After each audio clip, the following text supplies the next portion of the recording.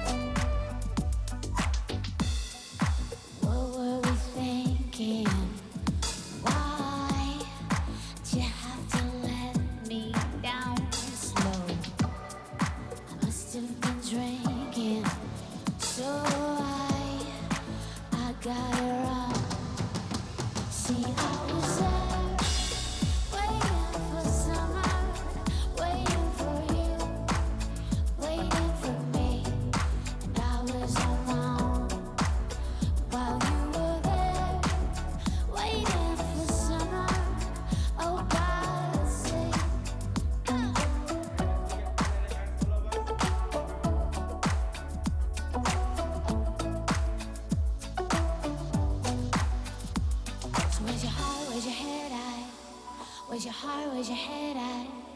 Where's your heart, where's your head at? Where's your heart? Where's your heart, where's your head at? Where's your heart, where's your head at?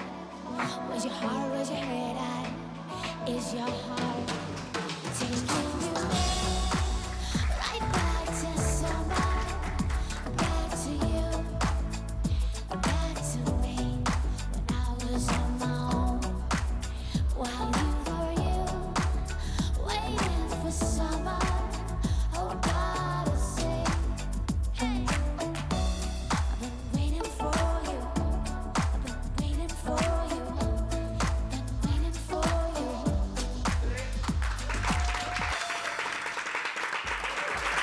Hello and welcome. You are on Real Talk with Anele right here on SABC 3, where the stage is yours. And today the stage belongs to Good Luck. But before that, I need to tell you what's happening later on in the show. So what happens when couples' insecurities start to play with their minds and affects the trust within the relationship? These are some of the things being addressed in the new feature film Catching Feelings, which opens in cinemas tomorrow. Comedian, writer and director Kagiso Lediga is the brains behind this new production. He joins me alongside his leading lady, actress and associate producer on the project PEARL THUSI a little bit later in the show. We're going to give you a chance as well to win yourself 4 tickets to go and see the movie. I'll let you know a little bit later how you're going to win that. But first, let's meet South African musical trio who went from being a small Cape Town-based band to selling out concerts in London, Amsterdam, and Berlin. With numerous top 10 singles and 5 summer nominations to their name, they've opened for the likes of Basement Jaxx, Groove Armada, Pharrell Williams. Even after signing international record deals with Sony, Armada, and Ultra Records, they've never considered themselves celebrities, but rather just, regular people. Please welcome into your homes Jules Harding, Ben Peters, as well as Matthew O'Connell from Good Luck.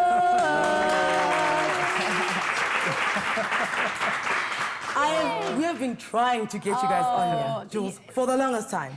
I know, it's been ridiculous. I mean, you are just one of my favorite people in the world. And I've been trying to get on your show. Right. And anyway, the stars have aligned and we're here. But I guess it's a good problem to have, the fact that, you know, the diaries could never align because you guys are busy. Yeah, it is. I think families get more angry with us than TV shows do, but it's a blessing in disguise, I guess. So FaceTime is not working for family. You can see me. Yeah, we try. No, we try. You're right. Here's one thing I've noticed about you guys, is that look, we cannot fight your stardom. You're very big, right? Oh. But you're not celebrities. How do you balance that? Matthew, do you want to take that from me? How do you balance being... He's the biggest celebrity in the band, I think. Yeah. The girls are like, hey, Matthew. Hey, Matthew. How do you do that? Because your music is known everywhere. You guys are amazing. You're selling out stadiums, you know, even in other countries. But at the same time, there isn't that, like, celebrity-dom around you. I think, I mean, initially the band, I think their focus originally when they first started out with the band was just all about the music and less like being in like interviews and like, you know, just their face all over the place. Yeah. But I think now it's starting to change the ways of just letting the music connect with us and like put in a personality behind the brand. So I think now it's starting to, you know, change up a little. We're starting like ready to meet people all of a sudden. Yeah. But you have to trust your music a lot if you're okay with not being in front of it. Yeah. Right? Yeah, well, it was 5 years of just letting the music be the hero, you know. I think when we, like, as Matt says, when we started out, we didn't want to go out there with, like, being the face of the brand. Yeah. We wanted to, like, let this music go out into the world and see how people felt about it in case they didn't like it. And then we could just sort of, like, you know. Disappear quietly. I hate that song. Yeah, me too. Who are they? I definitely didn't make that one. Take a step. We're leaving. Jules, because we're speaking about this, one can never get sick of your songs. They arrive and they're the relative that you like. You know, not the one after 2 days you're like, when are they leaving? Yeah. How do you start a song? You know, does Matthew start? Does Ben start? Do you come up with a melody? You know, what's the... It's an interesting question. I mean, there is no formula in our band. I think we kind of feel each song out as it goes. Sometimes I'll be in the shower and I'll just come up with an idea that's like a little earworm, little vocal hook, and I'll come and sing it to the boys, and they'll either be like, it's brilliant, or they'll be like, nah, take that one back, throw it in the pile, put it in the library. We've got a big library of fallen ideas that are actually amazing. Like, Jules doesn't write bad ideas. They're just like not necessarily right for debatable. But Matt comes up with some beautiful chords. Ben sometimes plays around with production, comes up with a beat that I just fall in love with. Or, you know, there's no formula. It's just, we just love to work together and create. And it's just, we're quite hard on each other, I think, in the process. We're not, we call a spade a spade. We're not, I've got this phrase, a little bit crude, please excuse me, you can't polish a turd. And, that's true. Like, a bad song is a bad song. So in the beginning, we try and make the song to be as beautiful and as real as it can be. And then all the production and whatever that's going to make it better. That's just the icing. I have a little saying. I say, a teaspoon of poo in a bucket of ice cream still makes the ice cream. Yeah. Do you see what I'm saying? That's what I'm talking about. You can have all those great ideas, but if there's one element that messes with everything... That's it. Matthew's like, okay. I don't know if I can think of ice cream the same way. Especially chocolate ice cream. I'll stop. Draw the line in the sand. I'll stop. So, are the roles definite, Matthew? Will you always do that? Are you going to take the mic one day and, you know, and sing, you know? Yeah, I think so. I mean, before I joined the band Good Luck, the music that I had out there was actually to do with vocals, actually. And then I just haven't gone through that road yet with him. Yeah. But I think we're getting there. Yeah. You know, I think for us as well, like, music's a journey and it takes different shapes and forms. And at the end of the day, we just want the song to be the hero. So if we write a song and Matt sings it and it like suits his voice down to a T, he'll take it. You know, I mean, on the first album we had 5 singers.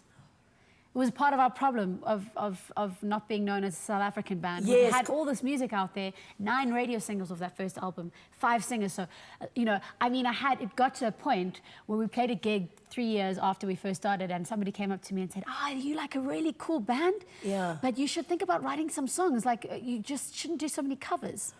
And I was like, we didn't play one cover. That stung a and little that hurt bit, a little because I was like, oh, clearly the dots are not connecting. We need to go back to the drawing board. Oh. So we're doing But it. it's okay. I mean, it's fine. It's like, Yeah. I'd rather people know the songs than know who we are. Yeah. You know? I mean, But I mean, because normally when you look at that, it's a compliment, right? Oh my word, what? We sound so international. But and then what you're actually saying is we don't have a sound, right? Yeah. yeah. Yeah, exactly. It's like, what do you know, if you're so sort of broad in your And genres and not defined in what like the sort of flavor of your sound is, then it becomes difficult for people to sort of really buy into that. Yeah. But I think that's also been our journey. Like when we started out, we said we wanted to have this really gradual kind of exploration of being in the music industry and having a career that wasn't just kind of like 5 minutes. And because we've had this sort of metamorphosis of styles and different ideas that we've done over the years, it's let us have this really long career so far, and long may that last. Actually, what you're saying, and it's very true, and you guys are an example of it, the more you do it is the more you'll do it. Yeah, Right? Yeah. exactly. Yeah. But there are artists that go from zero to hero overnight, and suddenly they're mega superstars, and they're not ready for it. And when we started out, we were in amongst a few artists that were on that journey, and that terrified us. We didn't want to go on that path. It just wasn't for us. It's not that it's bad. It's just we went like, nah, we'd rather just take it step by step, and we've done that, and we've been going for almost 8 years. Oh, 8 years. Don't be jealous. Where's the number? Guys. Remember, a little bit later in the show, we'll be in the company of two of the stars from Catching Feelings. Kagiso Lediga as well as PEARL THUSI are here. So be sure to start getting your WhatsApp notes ready right now. The number's on your screen. After the break, there's something about cycling. There's something about taking your clothes off. I'm concerned. It's good luck. They'll tell us what it is after the break. Okay? I'm concerned.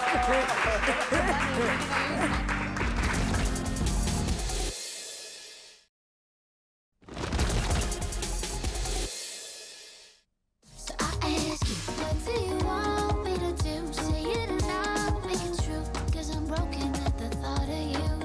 So I ask you, what do you need me to say? Even the words fall away. 'Cause I'm fading into yesterday. 'Cause I'm fading. 'Cause I'm fading. 'Cause I'm fading into yesterday. 'Cause I'm fading. 'Cause I'm fading. 'Cause I'm fading into yesterday. I know what you're thinking. That's their song? Them three white people? Them? Yes, that is their song. Welcome back to Real Talk. This coming weekend will be a busy one for the band. Good luck. They dropped the music video for their new single, Be Yourself, tomorrow. Then, as the Cape Town Cycle Tour comes to an end this weekend, Good Luck have set themselves quite a nice challenge. They'll be donating 15,000 Rand to help complete building a school in Langa by cycling 109 kilometers. Woo! And then inviting everyone to get involved in the initiative by making donations. But now, apparently you're taking your kit off whilst you're doing this. Oh, that's taking it quite a step far. Yeah, we are. Well, not really. Basically what we're doing is we're challenging our audience. We're raising 15,000 Rand. And every 5,000 Rand that we go above that, for every 5,000 Rand, we will each lose a piece of gear. Okay. So our challenge was let's get as close to naked as possible. Okay. Which I is just found Matthew looks like he's so concerned. I just found out about this now. That's why I'm in shock. Do you That's have not a what I'm bicycle? concerned about. I'm really concerned about how hot it's going to be on Sunday. yeah. Okay, and you can't waste water here at Cape Town, so please watch yourself. Exactly. Do you have a bicycle, Matthew? I do. Well, we have loan units that we got. Does yours have the two support wheels on the side, like a tricycle? I will can't wait to take that off now. You know? Guys, I've done that race. It's hectic. Yo, Have you got any tips for us?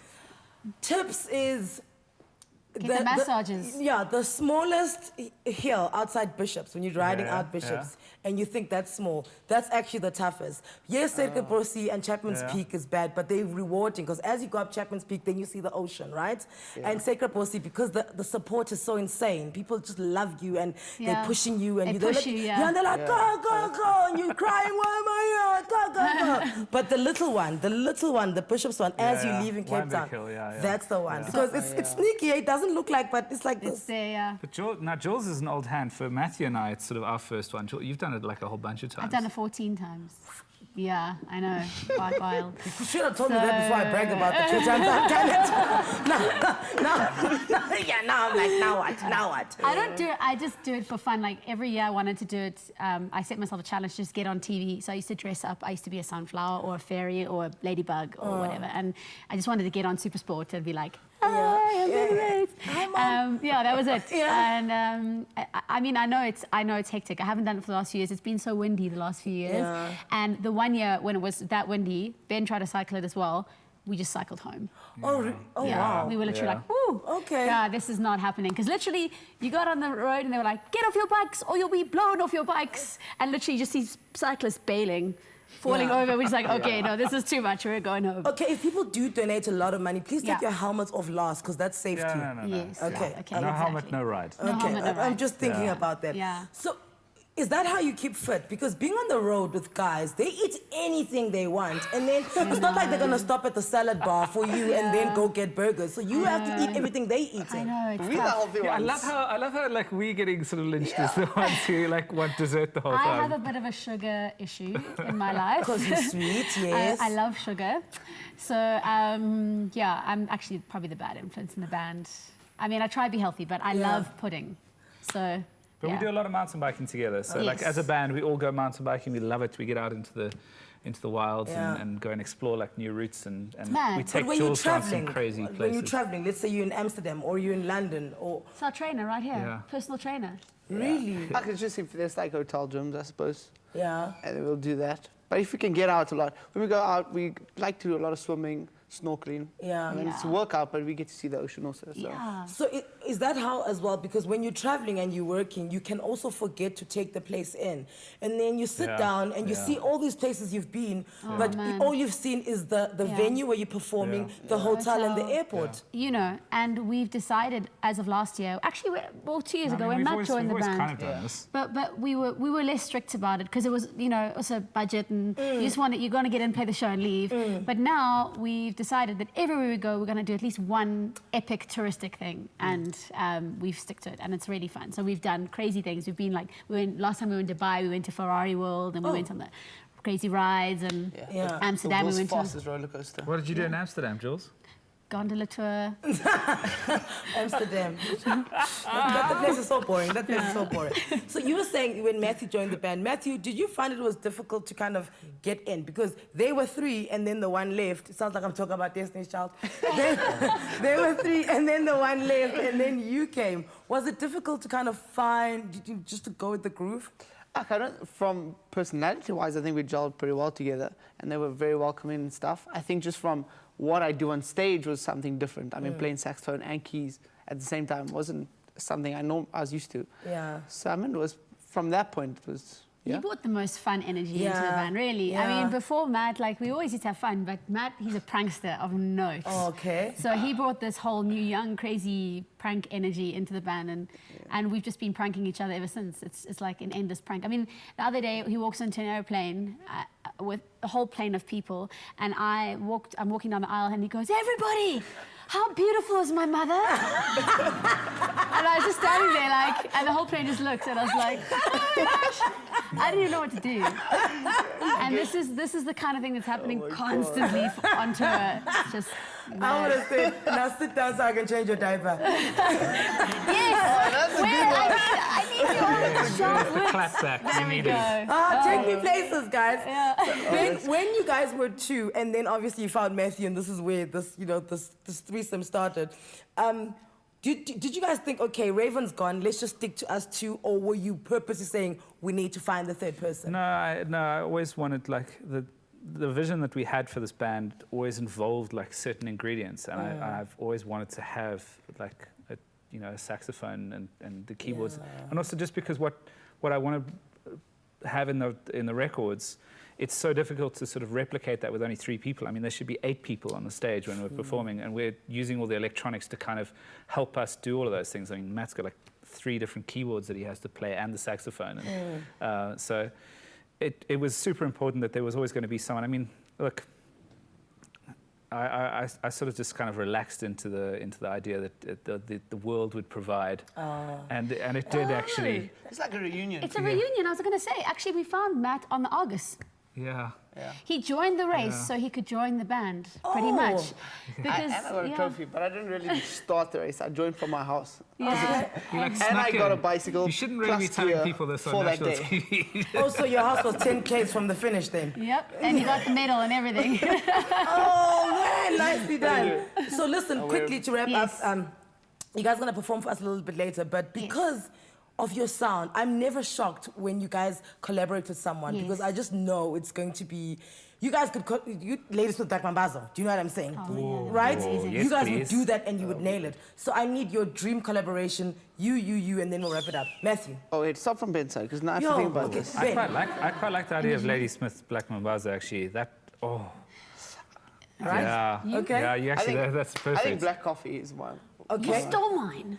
Okay, no, it's fine. I've got another one. I love Imogen Heap. I don't know if you know who Imogen Heap is. She's from the UK. Yeah, it's she's spelled in funny. Imogen- IMOGEN. And yeah, Yeah. Heap. She's a live electronic musician from England, and she's just wacky, off the wall, crazy multi-instrumentalist. So Black Coffee, Imogen Heap, and Ladies with Black Mambazo. Yeah. From us to the universe. There we go. Jules, Ben, and Matthew will be back towards the end of the show to perform Be Yourself, their newest single, which drops tomorrow, so you're getting it first. Coming up after the break, Kagiso Lediga as well as PEARL THUSI. They are here to talk to us about their brand new film, Catching Feelings. You want to come back for that? Thank you.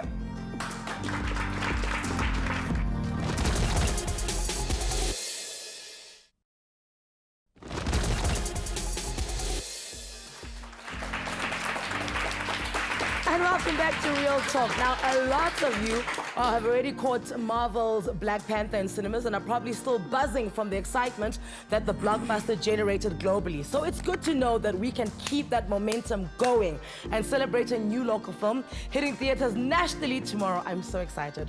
A renowned comedian, Kagiso Lediga, set himself quite the task as writer, director, and star of his latest release titled Catching Feelings, and it co-stars our very own international acting sensation, PEARL THUSI, of Quantico fame. Here is a sneak peek. We should be flying to somewhere exotic like India or South America, have magic mushrooms, run away naked in faraway forest. You can focus on your writing, and then we can talk about babies and a big house. We'll be deep in our 40s by then, and everybody will be going, oh wow, what cute grandchildren you have. Come on, baby, feed my soul. Heine Miller is coming to town. I am overwhelmed with the warm reception that I've received back in the country of my birth. Why did you run off to Australia? Come on. Why must you racialize everything? It's so unnecessary. I racialize everything because I'm South African. It's my culture. Look at me. I'm a white guy. If I'm not going to live forever, I'm going to enjoy some of this whiteness. Plus, I'm rich and famous, so I can.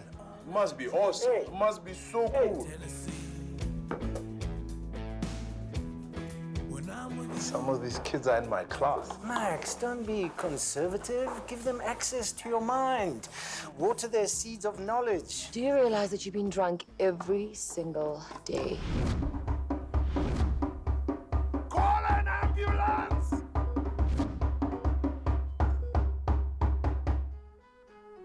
So he's staying with you now? Huh? Aren't you going to Cape Town soon? You left the guy with your wife at home. Have you ever slept with a married woman? More than once. Oh, you Africans don't learn. Oh, you Africans know you have Africa way. That dude is gonna colonize.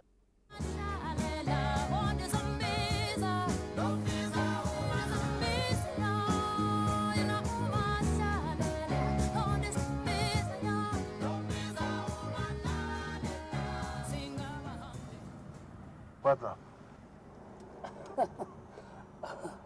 Oh, let's just guess. What's up?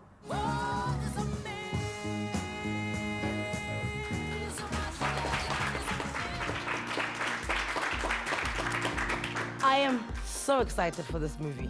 just the trailer alone makes me feel like I know you guys already. You live down the road. But you do know us already. Sorry. Sorry. As in, I know the characters. It's like I feel like I run into you guys at the shop, and maybe you and our kids go to the same school. What was that? What you wanted? That we're in the queue together, and do you know what I'm saying? Groceries. You want it to feel familiar immediately.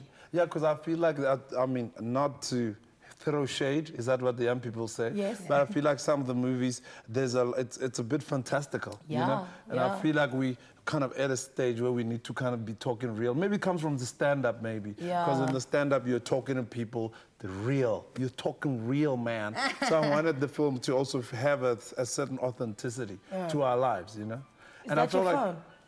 No, I wouldn't do that. I wouldn't have a phone on television. I know, on live TV. You never know. You know how people are. They go, hey, Kari, I see you on Real Talk. Hey, give it up, man. Give it up. Give us a shout out. You don't know people. Who are these people? They're here for you guys. Whose phone is that? This is the Stain City Black Residents Association. You were from Stain City. All related to You're an idiot. Sorry. So, Paul, what's the question you're getting asked the most about this movie? Funny enough, the first time I dealt with this question was after the premiere, and in an interview with the Star right after about there's a lot of drinking in there. Yeah, well, this is South Africa.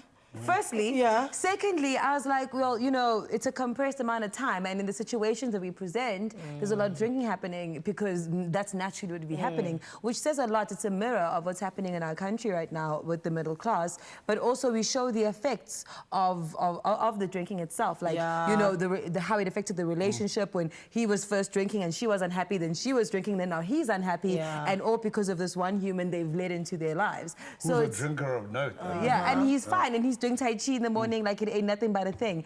The sex scene question I get a lot.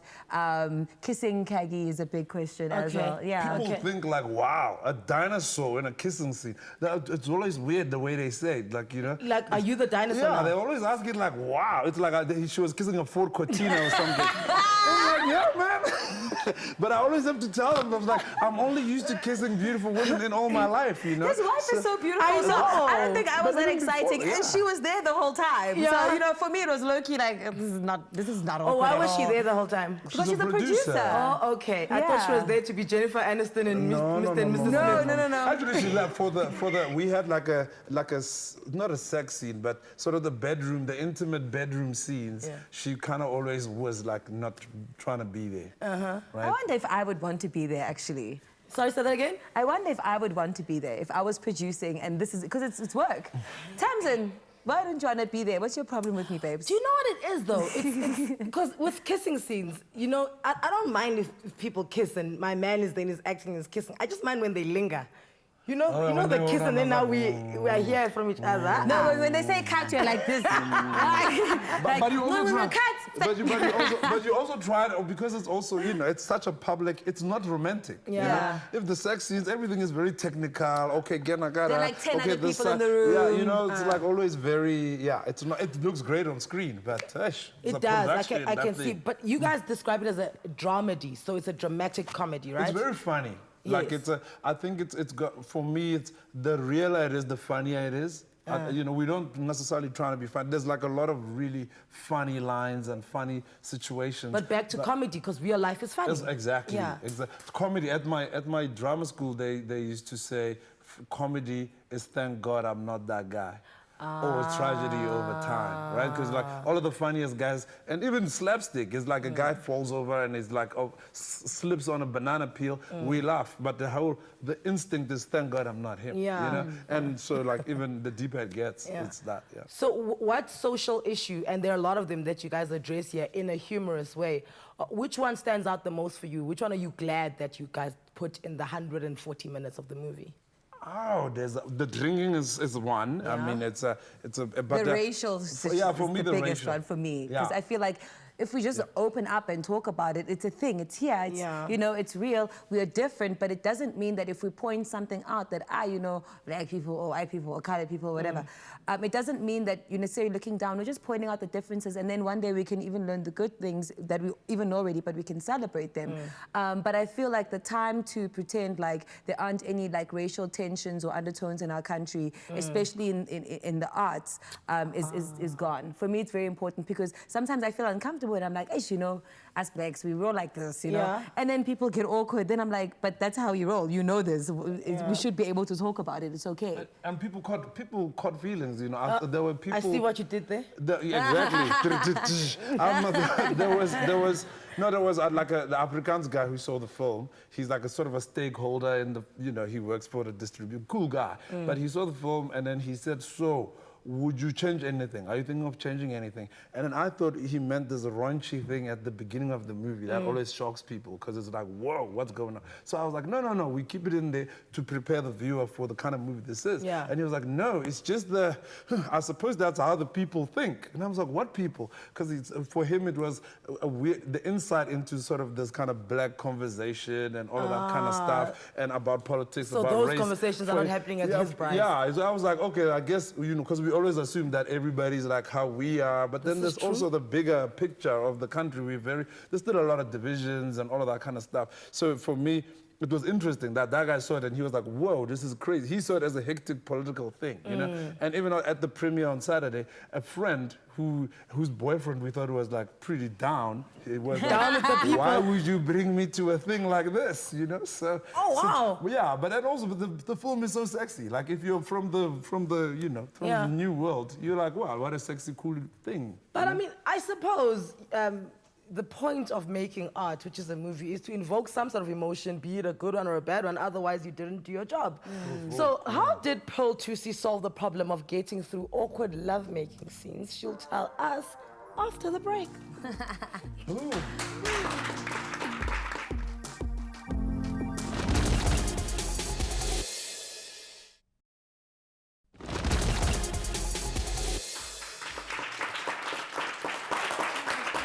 Welcome back to Real Talk on SABC 3. The stage is yours.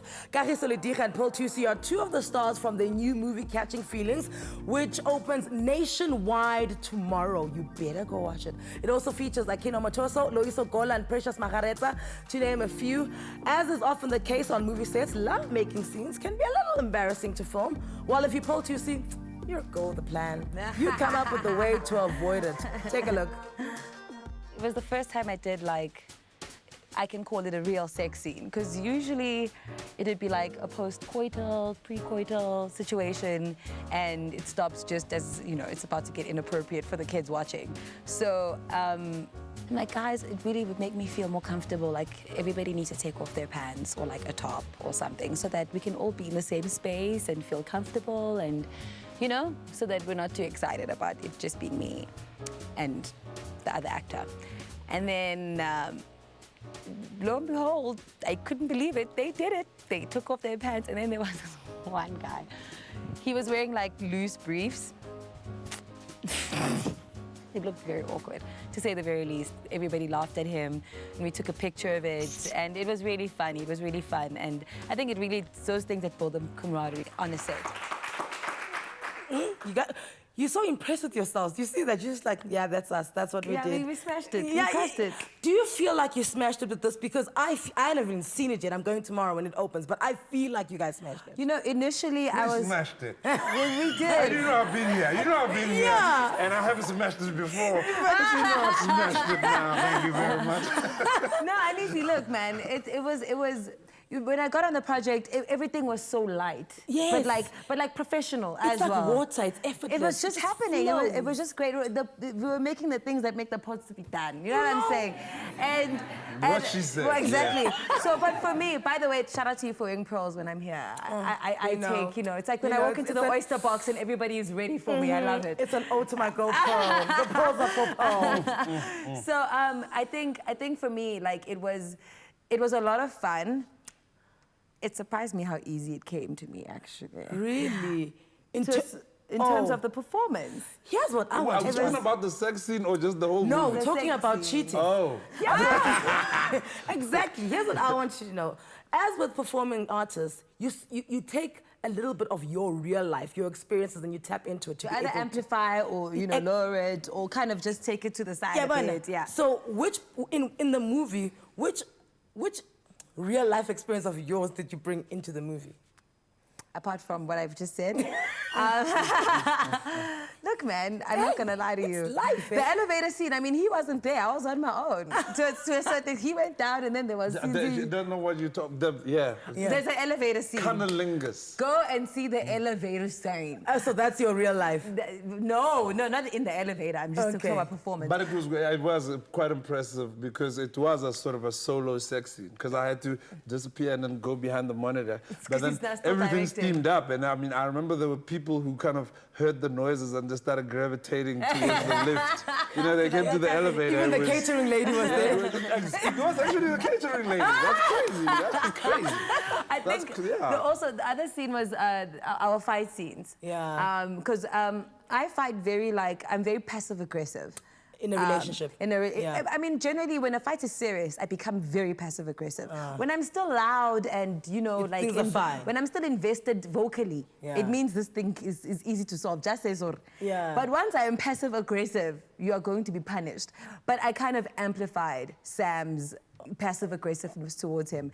And the one thing that for me was difficult to relate to, I had to really go back into the files of like my first relationship, was a breakup scene or like another fight scene. And for me that was difficult because it had to be deeper than what it actually was to a certain extent, because for me it's very difficult to go to that place, because to protect my child and myself and to survive, not just this industry but my life and everything I've been through, I don't let those type of things, I don't allow them. They affect me but I don't allow them. I build a wall and they stay out. So for me that was difficult to tap into that. Because you blocked them out. It was Your defense system was up. Yeah. Kagi? She was very vulnerable in that scene, and I was, because my character is a sort of a victim of himself, and she was also a victim of my character. So there's a weird, you know, but then obviously for the viewer, they don't know really who to root for. I like the fact that by the end of the film, they still don't know who to root for. You know, there's people who go, but that honey though, one scene means, and then other people go, but come on though, you know. So I like that. And that scene for me was that because she is so affected. She is such a victim of this dude. You kind of go, hey, maybe she didn't do anything. You know, it's about cheating. And I feel like if you kind of finish the movie going, but that guy cheated or this lady cheated, then, you know, what's so exciting about that? I'd like, because the partner, we never know. Like most times if your partner cheats on you, you never know. And you kind of, it's always lingering, you know? When the woman cheats. I feel like both ways. I mean, you know, if a guy is like, knows how to cheat, then you never know. I think guys are, you know, there's this narrative where guys are expected to cheat. So the reason guys get caught is because your guard is always up. But do you know what I'm saying? Whereas with women, you go into a relationship and there's a halo. Oh, you're a woman. It is not in you to cheat. So this is why it's easier for us to hide it. Different narrative, because when I was younger, I think maybe this kind of was also inspired by that. When I was younger, I had this woman that I was into, like quite hard, and then she cheated on me, but almost like, I mean, I saw it come. I should have also. I mean, she said, yo, man, you need to move out of here. You need to make a plan, man. I don't, you know, because sometimes I'd be lying with her in bed and she'd be like, why are you here? You know? So then the one time, but I guess I was also a good dependent or something. I don't know what it was. Crazy. And then she cheated on me with a really good friend of mine in my house. And we had like a ritual, you know, that we used to. I was young. I was like, you know, in my early... In your house with a good friend? Yeah. What a boss. That's not a good... What a boss. No, but then it was That's like gangster, you know what I mean? No, That's she was like... gangster. And we had like a ritual. So you know when you know the ritual, and then you can hear the ritual and the vibe happening on the other, across the hallway. I was like, what? And then you know you're gutted. I'm gutted. Yeah, but you know what's happening because you know the steps. First the music, then the incense, then the grpa. But for me, I was like probably like 20, 21, and I was so gutted that I will always remember that feeling, you know. So when I was writing, I kind of went back to that. I was like, yo, that was quite. I mean, that's pretty rock and roll. You now now that we're here, because we know women can forgive for cheating, or at least they can stay under the guys that are forgiven. Can men forgive women for cheating? I think so. Actually, I don't know, man. I think it depends on the person's the personality. Yeah, I think, yeah. Because I know of men who've forgiven women, but... have they? Well, I've seen it. Okay. You know, and I think there is that lingering thing. It's always like, and even for a woman is able to hide the linger, or men are just less apologetic. Once they've said sorry, they've said sorry. Be strong. You know what I mean? Which is in my experience. But I think also when women, the narrative is, I don't want to say it's right. I don't want to, because men tend to say it like this. Men tend to say, for them, it's not as emotional, right? They try to, we play, a physical thing. We play the thing as, I mean, come on, it wasn't about love, it's a thing that happened. But with women, because I guess the narrative is that they're emotional creatures, they don't do that. The women would want to be, you know. So the reason men can't forgive is because they know is that I am now emotionally invested there, otherwise I wouldn't have done it. They know that you which sort is of, untrue, but you know, we're I here think it's now. untrue as well. I think that both sexes can be equally rock and roll with those types of situations. I feel like, a false name can be used by anybody at a hotel. Listen, if catching feelings is anything like this, it is going to be... After the break, Pearl and Kagiso go head-to-head in a little game we like to call Guess the Real Talk Box. To stand a chance of winning yourself 4 tickets to see the movie, go onto Twitter right now. # Real Talk with Anele. Pick a team. Is it Team Kagiso or is it Team Pearl? Pick me! Do it now. Do it now. We'll be right back. Please, I always win.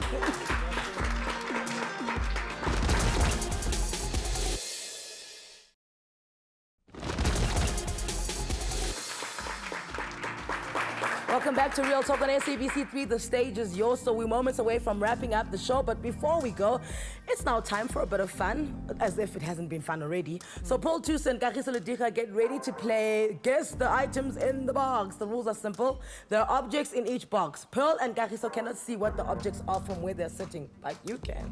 They're going to guess the objects using only their hands. The first one to guess the most objects correctly in time wins. So here's what we're going to do. They're going to give them 30 seconds each. Ladies first, Pearl. Wait. You need to vote for who you think is going to win. Is it Team Pearl? Is it Team Kagi? On Twitter right now. # Real Talk with Anele. If you pick the right team, you could be winning yourself 4 tickets to go and check out Catching Feelings, which launches nationwide tomorrow. Pearl's going first. Are we ready to count in? 3, 2, 1, go. This is a slinky thing? Yes. This is like a rubbery thing. What is this? I don't know. It's like a lizard rubbery thing. This is a lizard rubbery thing. It's a crocodile. Yes. This is a doll.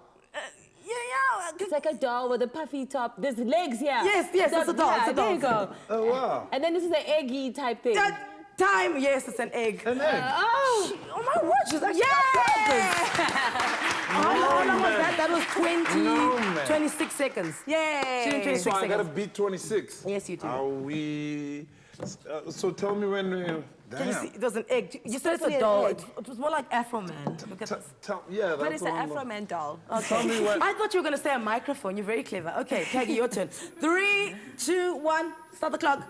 This is one of those stress relief ball type of things with the slimy thingy-majiggy thing with the you give to the kids. Yes, kids toy. Yes. Yeah. And I just squeezed the slime out. That's the slime. That's a stapler. Yes. That's an egg. Yes. Oh, it's not a real egg. There is one more. You have to find it. Otherwise, you're going to... 4, 3, 2, 1. Slime. Time. Slime. I said slime. Did you say slime? Did he say slime in time? Slime. You see the slime out. Did he say slime? Disgusting. I feel like I had more objects before. Okay, so who won? Who won? I won. You only had 3 objects. I had 4. I had more objects. I had slime. Slime is an object. Paul won. I told you. You don't want to listen, but I told you. I had slime though. Thank you. He did say slime, so I said slime. let's call it a tie. It's a tie. It's a marriage. But it's now a we tie. have to find And somebody we're to both win Taurus. You both Taurus? Really? Me too. So 3 Tauruses. Okay, 3 bulls in the crowd. There you go. That's like way too many bulls, For but finding okay. a winner's sake, it's me. Okay, if you voted Team Pearl, you could be I'll go winning with- I'll yourself give her the win. 4 tickets to go and I'm watch generous. Catching Feelings tomorrow. A big thank you to our guests, Kagiso Lediga and PEARL THUSI. Remember, once again, that movie opens tomorrow. We need to give it a big opening weekend, people. Please, guys. Yeah, Don't wait until next week. Go tomorrow, go this weekend. Thank you so much as well to Juliette Harding, Ben Peters, and Matthew O'Connell from Good Luck. Tomorrow, we're joined by young South Africans who've achieved amazing things in their respective fields. Until then, we leave you in the capable hands of Good Luck. They're going to perform out. It's their brand new song. It's launching tomorrow. Check it out from me and the team. Bye.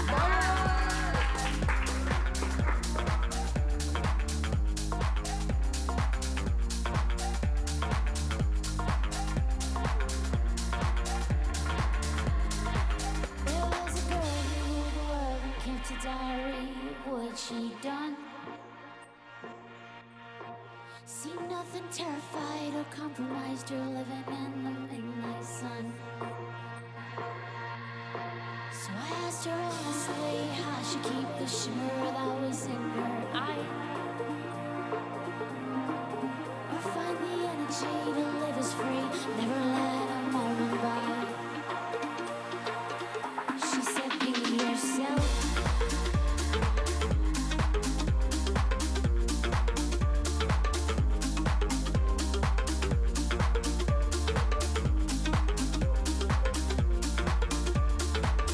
She said, be yourself.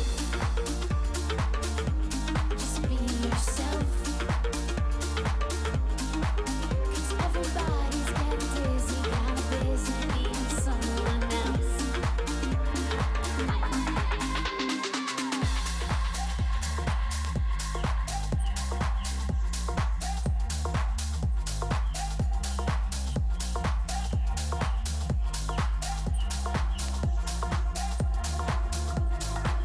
There was a girl who ruled the world and kept a diary.